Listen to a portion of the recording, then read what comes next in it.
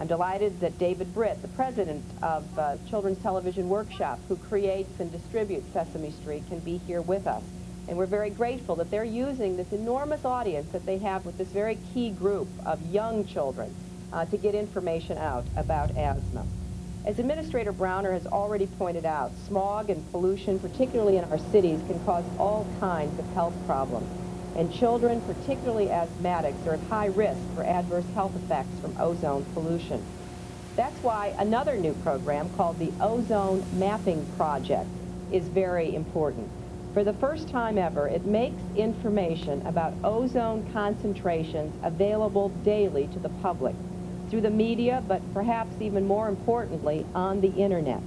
This project, also initiated by the Environmental Protection Agency, provides parents and communities with an important new right-to-know tool.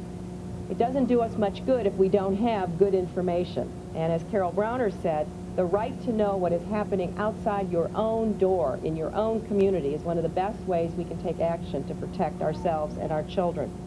It's particularly appropriate that the Ozone Mapping Project is being launched today because, as Carol Browner said, this is our nation's first Ozone Awareness Day, which is being organized throughout the states to raise public understanding about ozone and how it affects our health. Taken together, these initiatives signify an important step forward in our nation's battle to combat the problems of asthma that can so cripple a child's life and to ensure a cleaner, healthier environment for all of our children.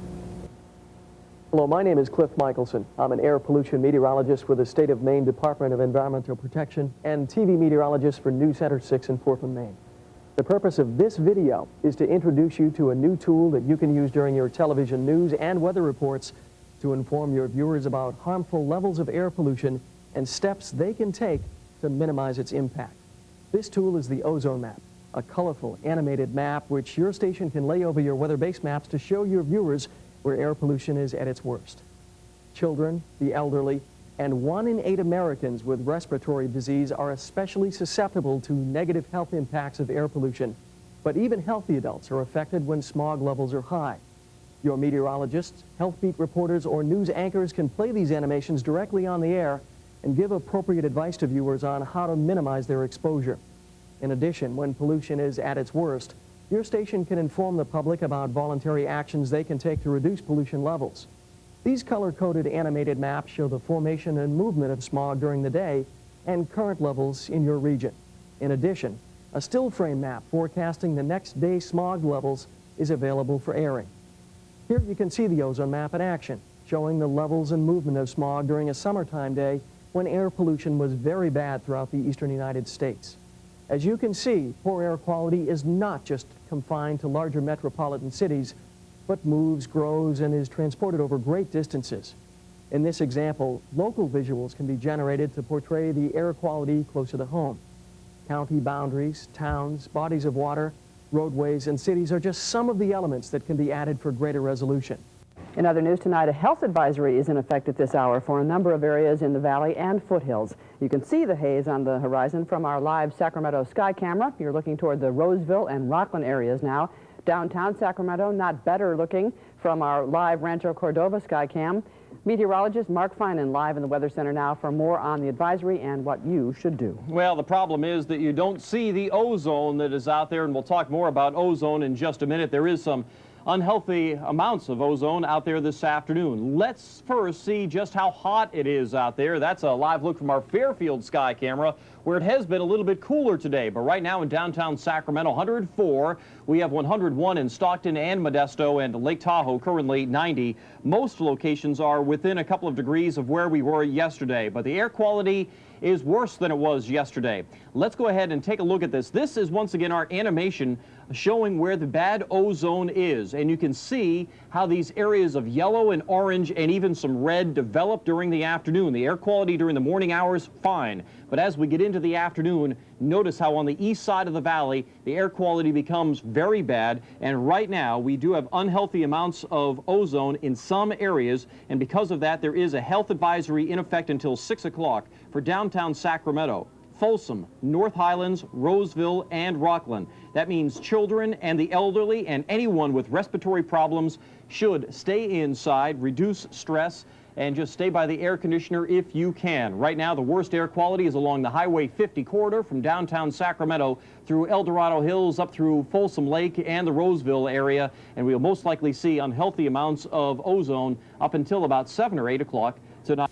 Air quality has reached unhealthful levels in southern parts of the state today, and that's because of the continued hazy, humid conditions in the region. DEP officials warn people, especially the very young and old, and those with heart and lung problems, to consider staying indoors on days like today. Many people are sensitive to the levels of ozone. It will increase the incidence of asthma attacks, and it does cause respiratory irritation, watering of the eyes, those types of effects in sensitive people.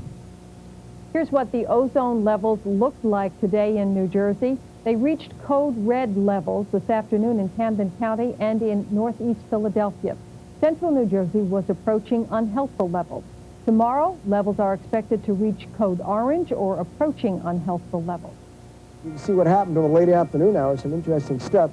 During the morning hours, good air quality, no problem. But during the afternoon, we saw some moderate ranges, and late this afternoon, watch what happens between Baltimore and Washington. Some unhealthful air popping in the late afternoon hours.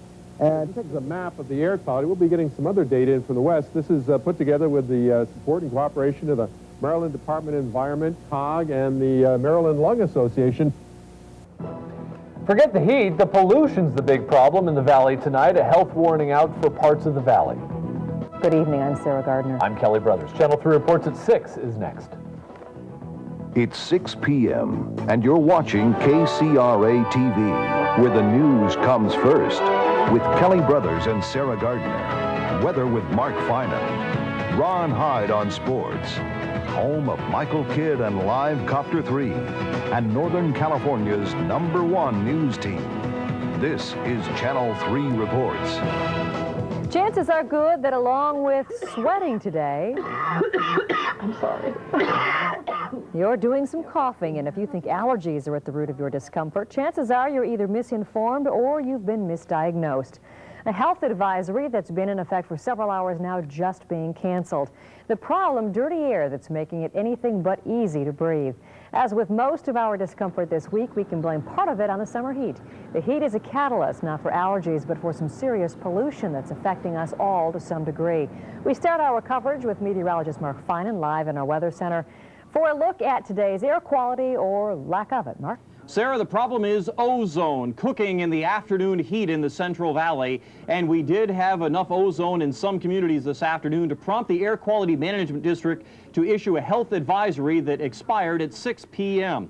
Now, this is an animation showing how the ozone has been moving and developing through the day. And what you see are these areas of yellow, orange, and then red basically develop in the eastern part of Sacramento County. We did get enough ozone registered in some communities, like around Country Club Plaza at about 3 o'clock this afternoon in the health advisory status. Now that's at a PSI of 138. And what you're seeing here is we still have PSI readings in the unhealthy range around 125, basically from about downtown Sacramento all the way out toward Folsom, so basically the Highway 50 corridor and all the way up toward Folsom Lake, El Dorado Hills, and Roseville. Still, we strongly urge people who have respiratory problems or children or the elderly to take it easy or perhaps stay inside if you can, especially in those communities where you're seeing that yellow, orange, and red. That's where we're seeing the worst ozone readings right now. The ozone will gradually dissipate as we head on into the evening hours. The other problem this afternoon, of course, is